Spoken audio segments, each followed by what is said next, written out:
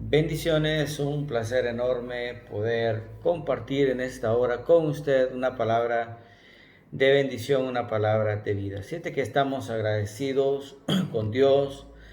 Quiero motivarle y sea perseverante hasta el final. Quiero compartir una hermosa palabra que sin dudar alguna, pues Dios va a producir un efecto de bendición en su corazón.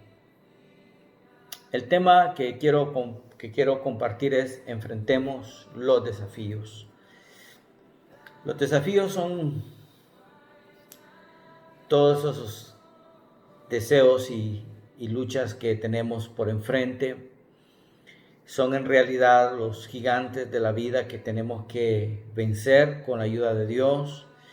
Pero hay una que el Señor nos puso desde el inicio y es la palabra que se encuentra en Efesios capítulo 4 versículo 17, dice, esto pues digo y requiero en el Señor, que ya no andéis como los otros gentiles que andan en la vanidad de su mente, teniendo el entendimiento entenebrecido, ajenos de la vida de Dios, por la ignorancia que en ellos hay, por la dureza de su corazón.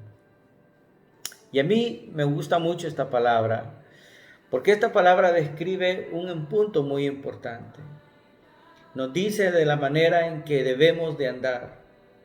La nueva vida en Cristo es un desafío enorme para la actual iglesia hoy en día. Es un desafío enorme que tenemos que aprender a vivir. Primeramente nos dice que no debemos andar como los gentiles en la vanidad de la mente. ¿Cómo es la vanidad? ¿Cómo la gente en la actualidad hoy camina? Camina con varios pensamientos acumulados, pensamientos que son a veces la consecuencia de tomar las peores decisiones en la vida.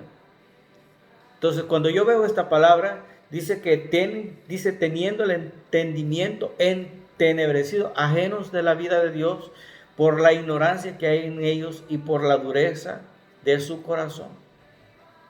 Y uno de los propósitos maravillosos es de enfrentar los desafíos y el desafío de la vida, los problemas de la actualidad, es primeramente teniendo en consideración la importancia de vivir una vida en plenitud.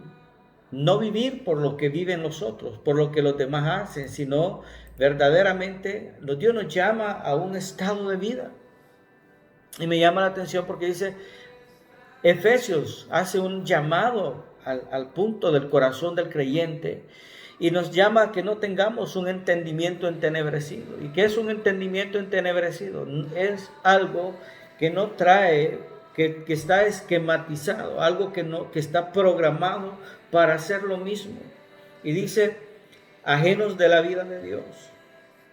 Porque si viene siendo cierto, el sistema del mundo, hermanos, saca del círculo de la vida, del círculo de la vida, del propósito en la vida de un creyente. No lo encaja, no lo cuadra, porque la Biblia dice que nada tiene que ver el mundo con las tinieblas. Por eso me llama la atención acerca de que nos dice, número uno, que no tengamos, que no andemos como andan los demás, primeramente en la vanidad de la mente. No podemos tener una mente de la cual podemos estar articulando ideas, sueños, pero que nunca podemos procesarlos en la actualidad porque somos personas de doble ánimo.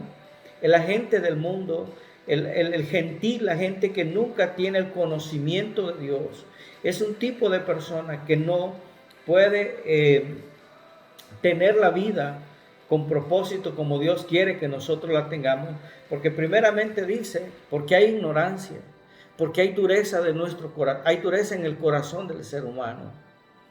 Y para poder protagonizar un escenario de vida conforme lo que Dios quiere, lo que Dios anhela, es necesario una parte muy importante en nuestra vida. Dice que debemos de reintegrarnos.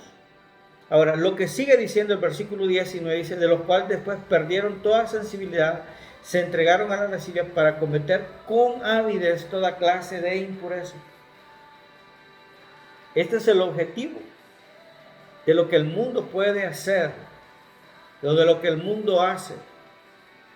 Entonces, Dios quiere alejarnos de ese contexto, de ese entorno, y programarlos a una vida con méritos, una vida diseñada en el propósito de Dios. Un creyente en la vida debe de tener metas claras, debe de tener objetivos claros. Una meta es a dónde quiero llegar, pero además de esa meta hay un objetivo.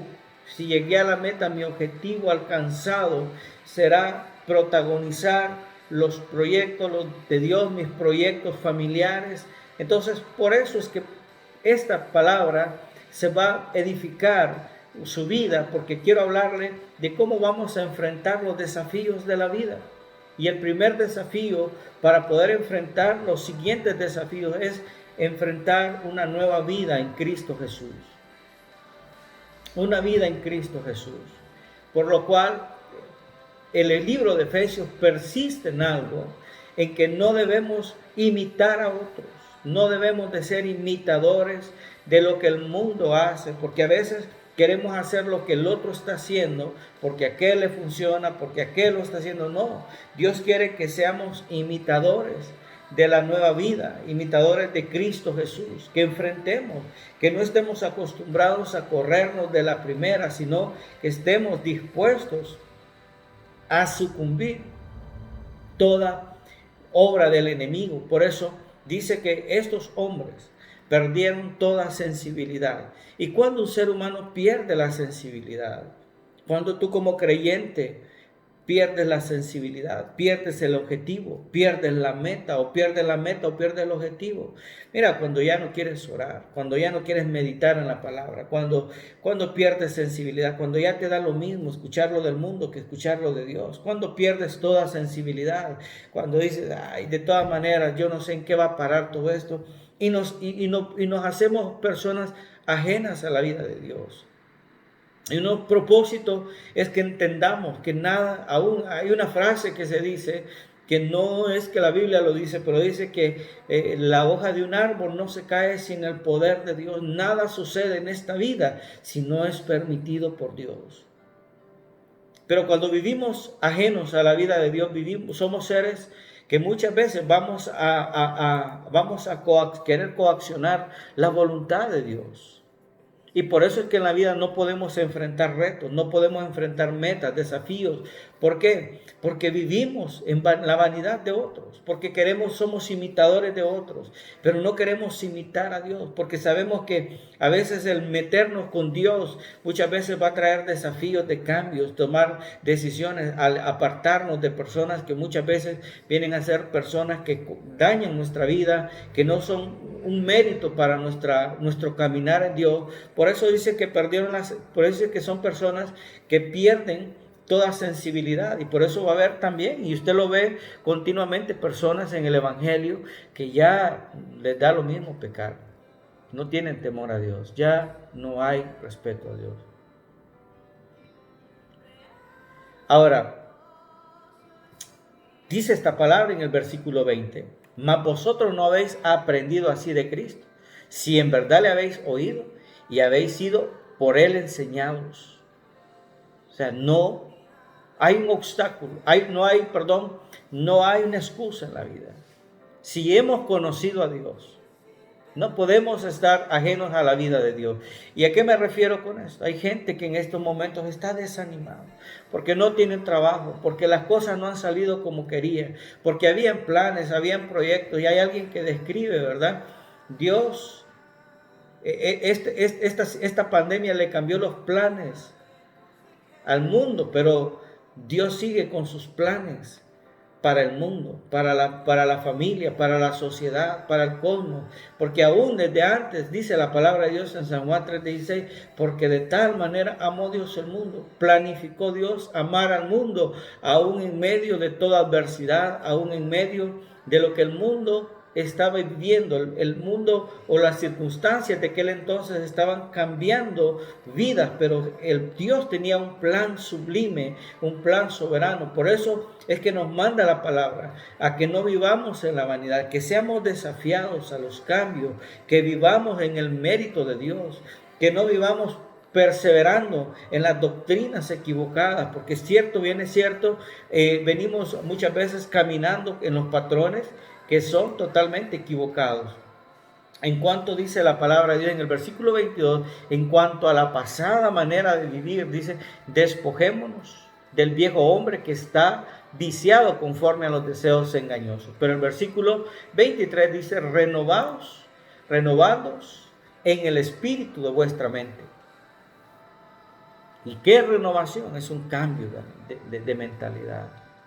Fíjense que para poder despojarnos, de la manera o del viejo hombre o de la manera de otros o de lo que hemos sido contaminados, primeramente tenemos que tener una renovación de la mente. ¿Y cómo se logra esta renovación? Se logra sacando lo viejo y permitiendo lo nuevo de Dios. La renovación de la mente tiene que ver, hermano, con que muchas veces nosotros nos pongamos a meditar. La renovación de la mente tiene que ver con aquellas cosas que tenemos que cambiar. Porque hemos estado acostumbrados al continuismo, a la rutina, a lo mismo, y nos acostumbramos a ese algo. Y sabe que mientras no hay una renovación, no hay una reingeniería, no pueden venir nuevos diseños, no pueden venir nuevos propósitos, nuevos méritos en la vida. ¿Por qué? Porque una estructura vieja, cuando Jesús vino a esta tierra, encontró, hermanos, una estructura que no permitía al hombre recibir la bendición de Dios. Los hombres de aquel tiempo, tanto en los ámbitos religiosos como en el ámbito de la ley, vivían consternados en las etapas de la vida. Y para ellos la ley era lo único que prevalecía. Por eso cuando vino Jesús, dice la palabra, que resistían al vino nuevo. Muchas veces nos resistimos a los nuevos cambios porque no queremos desacomodarnos, porque nos cuesta cambiar actitud, porque tenemos que dejar aquello. Si bien es cierto, cuando la palabra dice, en cuanto a la pasada manera vieja de vivir, dice que nos renovemos, que nos despojemos, de la forma viciada. Pero para ellos dice que debemos de renovar nuestra mente, porque en los primeros versículos nos dice que no andemos en la vanidad, o sea, que tenemos que cambiar de mentalidad, que no podemos estar pensando como piensan los demás. Entonces, al hablar de esta renovación de la mente, es muy importante. ¿Por qué nos enseña esta renovación? Nos enseña los méritos de Cristo. Nos enseña que hemos caminado mal, que hemos dejado la vida de Dios y nos vuelve al propósito divino, al propósito eterno. Por eso me llama la atención esta palabra, porque el desafío más grande de que vamos a enfrentar, aparte de la nueva, es renovar nuestra mente. ¿Sabe que en este tiempo de pandemia, los que van a prevalecer con sus negocios, con sus empresas, son aquellos que estén dispuestos a innovarse, a renovarse, a hacer reingenierías? La renovación tiene que ver con aceptar nuevos cambios. Hay gente que dice, no, yo no soy bueno para la tecnología. Igual, yo nunca me imaginé estar predicando a través de diferentes plataformas, Facebook, Zoom, YouTube, Instagram.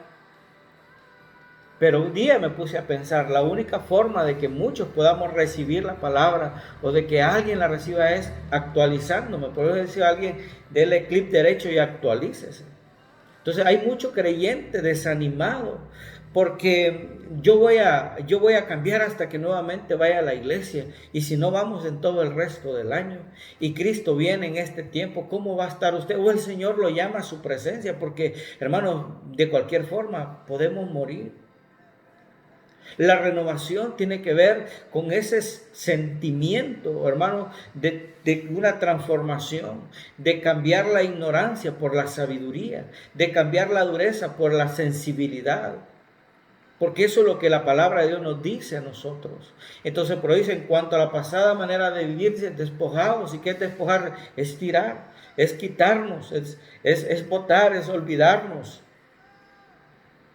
porque eso es lo que Dios quiere. Vamos a prevalecer. Vamos a prevalecer. Y me llama la atención porque habla también, dice, de la sensibilidad. O sea, hay gente que verdaderamente no ha aprendido. O sea, en este tiempo, ¿cuántos nos hemos visto como verdaderos hijos de Dios? Hemos sido de doble ánimo. Hemos sido personas que vivimos conectados con el propósito de Dios. Mas, sin embargo, las batallas de la vida, como padres de familia, como esposos, usted como joven, simple y sencillamente tiene que entender que las cosas de Dios son los méritos que tenemos que prevalecer. No debemos de guardar la Biblia, no debemos de tirar la Biblia, debemos de caminar, debemos de avanzar. No es solamente con la estrategia de otros, sino con la que Dios quiere que nosotros hagamos. Estamos en los tiempos donde si queremos algo tenemos que pedirle a Dios. Clama a mí y yo te responderé y te enseñaré y te mostraré cosas grandes, dice la palabra, cosas grandes y ocultas que tú no conoces. Por eso es que en los primeros versículos nos habla, hermano, amigo, iglesia del Señor, que no andemos como los demás. No seamos imitadores de lo malo, sino de lo bueno. Que podamos imitar cada fragmento de lo que Cristo Jesús nos dejó en esta tierra, a través de su palabra, a través de los héroes de la fe, a través de muchas historias de la palabra de Dios que nos confrontan. Porque el problema de la vida es que muchas veces cuando vamos a ser desafiados, no queremos entrar en el siguiente nivel. Nos dejamos, nos conformamos.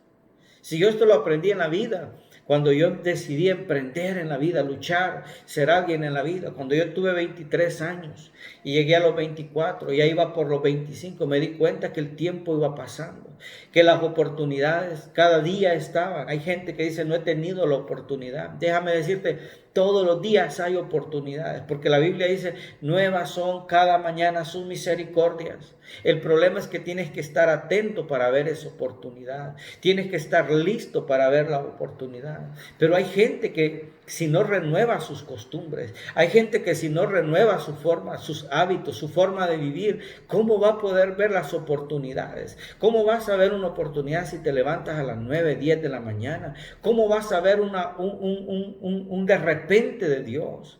Sí, déjame decirte que cuando veo esta palabra, yo me doy cuenta que los desafíos que tenemos que enfrentar es cambio en nosotros. Queremos que el mundo cambie, pero nosotros no cambiamos. Y sabe que todo el mundo dice, yo quisiera que el mundo fuera diferente, cómo quisiera que la iglesia cambiara, cómo quisiera que los... Hermano, ese querer tiene que estar primero en querer cambiar yo.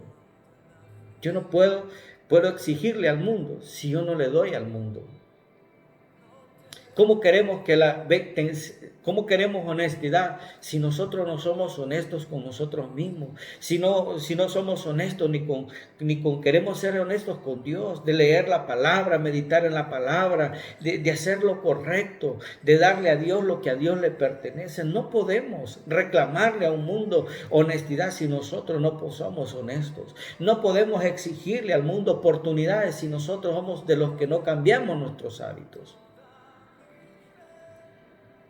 Por eso la renovación de la mente, y habla del espíritu, porque alguien que tiene espíritu, alguien que tiene una mente renovada, tiene un espíritu superior, porque el espíritu superior es aquel que te hace vencer. Por eso la palabra de Dios dice que solo los valientes arrebatan, pero es que hay una diferencia entre el que es valiente y el que no es valiente. Los que no son valientes son aquellos que viven alimentándose del pasado, aquellos hermanos que viven de sus fracasos, aquellos que viven de sus debilidades, aquellos que viven excusándose en lo pasado, en donde fracasaron. Pero la persona que tiene una mente renovada y un espíritu renovado, hay un espíritu superior, es aquel, hermano, que aunque ha sufrido, aunque ha perdido 1000 batallas, ve 1000 oportunidades en su diario vivir.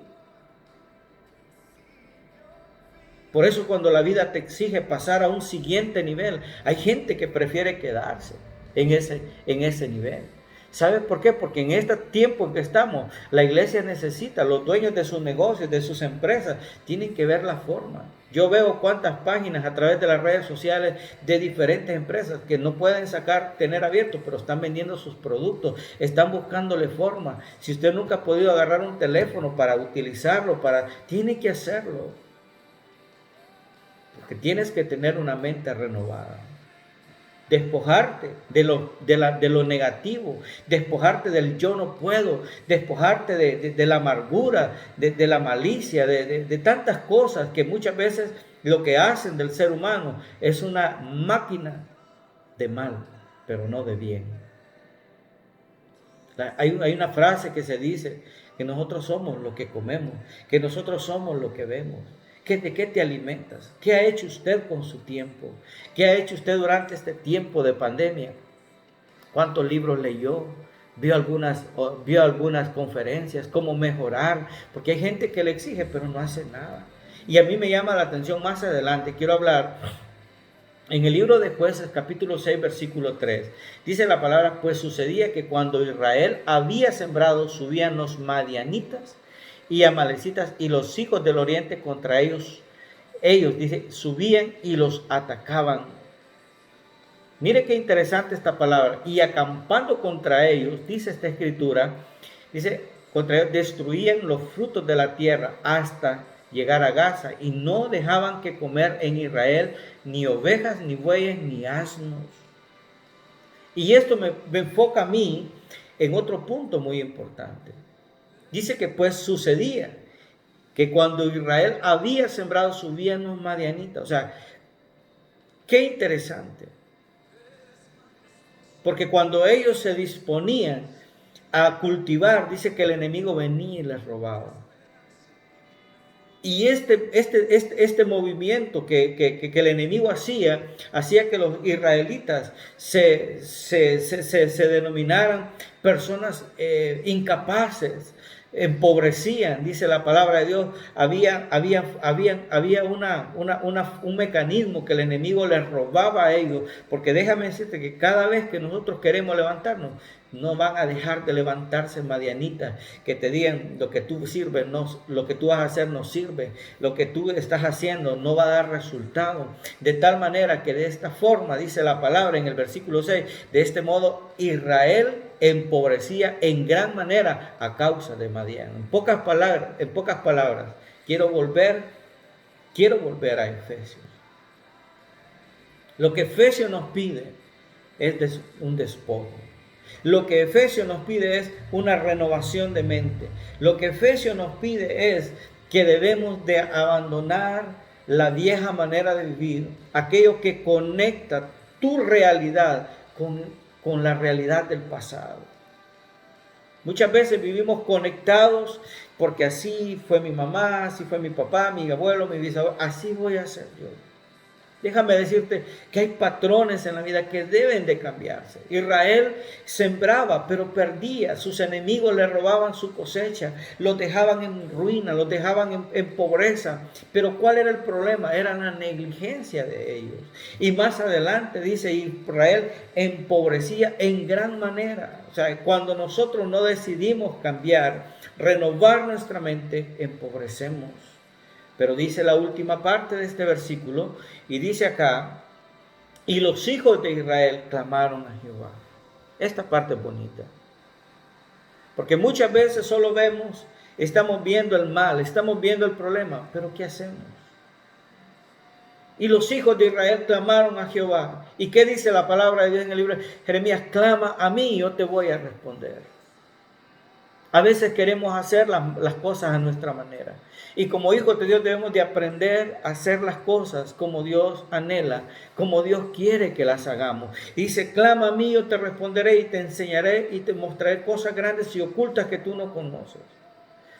Hay cosas que están en el secreto de Dios. Hay cosas que van a darse, pero tienes que entender que tienes un Padre, que las cosas no son así como tú piensas. Por eso es que en la vida hay mucha gente que cuando sueña o aspira se frustra. ¿Por qué? Porque no está preparada, no está cimentada. Porque mira, yo te voy a decir algo, una decisión puede cambiar tu entorno, una decisión puede cambiar tu pasado, una decisión puede cambiar muchas cosas que en la vida no habían cambiado, pero tienes que tomar decisiones. Por eso cuando la Biblia habla de la renovación de la mente, habla de una iniciativa. Israel empobrecía a causa de Madián, pero Israel no hacía nada. Israel continuaba en lo mismo. Por eso, porque continuaba en la vanidad de su mente. Ellos no querían dejar los ídolos, ellos no querían dejar el pecado, ellos querían seguir haciendo lo mismo. ¿Sabes que muchas veces somos buenos para estar haciendo lo mismo? Y agarramos una inercia de estar haciendo lo mismo. Pero de tal manera que dice la palabra que ellos se empobrecían. Y creo que hay momentos en la vida que nos vamos a cansar de lo mismo, nos vamos a cansar de estar perdiendo y no ganando. Pero no podemos seguir en lo mismo, tenemos que reaccionar. Por eso es que en Efesios habla de que el ser humano pierde la sensibilidad. ¿Y qué le había pasado a Israel? Israel había perdido la sensibilidad con Dios, había perdido la visión. Hay gente que en la vida no tiene metas, y al no tener metas no tiene sueños, al no tener sueños no tiene, objetivos en la vida. Y sabes que cuando tu meta no es Cristo y tu objetivo es servirlo, en la vida vas a estar viendo a los demás, en la vanidad de la mente de los demás. Yo me conformo con ir a la iglesia, yo me conformo, pero no hay nada bueno. ¿Por qué tú ves un partido de fútbol? ¿Por qué te emociona el fútbol? ¿Por qué te gusta una película? ¿Qué te motiva? ¿Qué te hace estar en las redes sociales? ¿Cuál es la meta de estar ahí? ¿Cuál es el propósito? ¿Sabe que estos son los madianitas que pueden empobrecerte? Estos son los madianitas que te están robando el tiempo que puedes invertir en ver una conferencia sobre negocios, en ver una conferencia sobre finanzas, en leer un libro, en leer la Biblia, en buscar de Dios. Estos son los madianitas que cuando tú quieres levantarte te roban. Esos madianitas pueden ser tus propios amigos, amistades tóxicas, como dijo alguien, que únicamente lo que hacen es quitarte el enfoque. Por eso llama la atención estas cosas, porque son impresionantes. A mí me llama la atención ver estos principios de Dios en la vida de nosotros. ¿Por qué? ¿Por qué me llama la atención? Me llama la atención porque son los méritos de Dios a la vida del ser humano, y que muchas veces nosotros no hemos entendido, no hemos querido llegar a ese propósito de Dios, y muchas veces querer comprenderlo de una manera diferente. Por eso me llama la atención esto de lo que dice. Mira lo que describe: empobrecía. Empobrecía. Y no hay cosa más terrible que la pobreza. Hay dos tipos de pobreza: la pobreza física y la pobreza mental. La pobreza mental es aquella que dice: no, es que yo así nací, así voy a ser. La pobreza más grande es esa. No querer aceptar que nos hemos equivocado. No querer aceptar cambios. No querer adaptarnos a los propósitos de Dios. Entonces, mira lo que dice la palabra de Dios en Proverbios 12:24. La mano de los diligentes señoreará, mas la negligencia será tributaria. Versículo 27 de Proverbios 12 dice: el indolente ni aún asará lo que ha cazado, pero haber precioso del hombre es la diligencia. Todo indolente es aquel que nunca presta su vida para los propósitos divinos. Y todo indolente es aquel que muchas veces en la vida siempre está hablando de sus dificultades. El indolente es aquel que habla de sus aflicciones, de sus debilidades, de sus fracasos, frustraciones, porque se excusa en esas armas o en esos parches de la vida para no prevalecer, para no poder avanzar. Pero dice que el diligente es un haber precioso en la vida de un ser humano. Ahora, mira lo que dice la palabra de Dios. Por eso yo te hablaba hace unos momentos de metas. Uno de los grandes problemas del creyente es que no tiene metas claras y al no tener metas claras, no tiene una visión clara. Y cuando no tenemos una meta clara, tenemos una mala organización. ¿Sabes que para poder lograr cosas grandes en la vida, primeramente, una meta? Tú quieres ser una persona de bendición, quieres comprarte una casa, un carro, quieres tener un negocio, quieres vestir bien, comer bien, porque no es malo. El libro de Eclesiastés dice que es bueno que el hombre coma y beba y disfrute de todo el bien de su trabajo. O sea, Dios no dice que eso es malo. Pero para poder llegar a eso, dice la palabra de Dios que tenemos que ser diligentes. Entonces el indolente es aquel que pierde su tiempo en las cosas que no tienen mérito. Por eso me llama la atención cuando tenemos metas claras y tenemos metas claras y propósitos específicos en la vida, lograremos. Pero el otro factor es la desorganización de nuestro tiempo. Dice que hay mucha gente que tiene un tiempo mal organizado. ¿Y por qué hablo de la mala organización del tiempo? Porque ¿para qué ocupa el domingo usted? Dice, yo voy a descansar, voy a dormir. Pero el domingo es un buen día para aprovecharlo para nuestras casas, para hacer ejercicio, para meditar en la palabra. Si dormir, organice su tiempo de dormir. Si a veces la gente no duerme bien es porque se acuesta 1 o 2 de la mañana viendo televisión, cuando debería de dormir, para que ocupar esos espacios necesariamente en otras cosas que valen la pena. Entonces, uno de los problemas grandes fuertemente en la vida de un creyente es no tener metas y una mala organización de su tiempo. Porque el tiempo se lo roban las redes sociales, distractores que verdaderamente son los madianitas de este tiempo. Esos madianitas como las redes sociales, el Facebook, el Instagram, tantas cosas. Esos son los madianitas, los distractores de la vida. Que hay gente que cambió el día por la noche. El día para dormir y la noche para estarse desvelando. ¿Quién le enseñó eso a usted? ¿Cómo tú quieres ser alguien de bien? En la vida, la gente que va a enfrentar los grandes desafíos es la gente que va a organizar su vida, es la gente que tiene metas claras, es aquel que dice, allá voy a llegar, allá voy a subir, no importa los procesos, pero los vas pasando en la vida, porque eso es lo que Dios quiere. De manera que nos enseña, que dice esta palabra, el indolente el indolente ni aún asará lo que ha cazado. ¿Por qué razón? Porque hay mucha gente o líderes que tienen buenas ideas. Porque hay gente con buenas ideas. Yo conozco personas que sus planes son perfectos, son buenos. Pero dice, me enseña a mí, yo escribí una nota, pero mueren sin ver resultados porque les faltó sabiduría. O sea, hay muchos sueños que ya están en una tumba.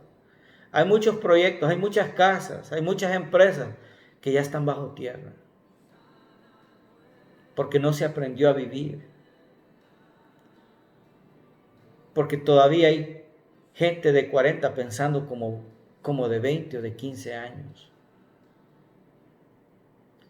Porque no hay gente, no, a veces nos queremos ser responsables. Y ¿sabe qué es lo más tremendo? Es cuando la gente ya llega a los 40, a los 50 años que quiere formalizarse. Y esto es tremendo, ¿sabe por qué? Porque han perdido su juventud. A los 40 años ya les duele todo, muchas veces. Pero durmieron desde los 20 años hasta los 35 años y hay que disfrutar la vida solo es una. Y así se la llevaron, indolentes.